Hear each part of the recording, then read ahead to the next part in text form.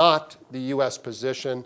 The published U.S. position is that there is no distinction between use of force and armed attack. So when I get furloughed, this won't be my position, okay? At any rate, okay. Next, yeah.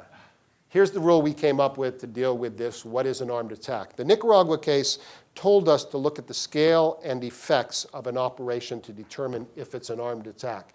And so our rule, remember I told you that the rules are drafted very broadly. It's the commentary that matters.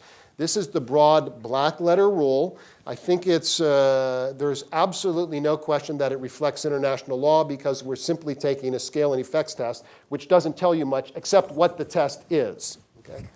If you have an operation that is mounted in self-defense against a cyber arm attack, then you must meet all other requirements of the law of self-defense. We won't go into them, but for the lawyers, again, necessity and proportionality, and then, of course, you have the temporal factor, immediacy and imminency. You can, of course, also exercise this collectively. Okay, next slide. Here's the commentary. This is more telling. We all agreed, everyone in the group agreed, that if you have an operation and I realize there's a typo there, if you have an operation and that injures people or kills people, or if you have a cyber operation and that causes physical destruction beyond very, very de minimis physical destruction, then you have an armed attack, substantial destruction. We also all agreed with the second paragraph. If we're talking about cyber espionage, if we're talking about periodic minor disruptions of service, minor DOS attacks, then we're not talking about an armed attack. We're talking about something that may violate international law. Don't get confused. It may be wrongful, but it's not an armed attack that allows you to respond with your own use of force.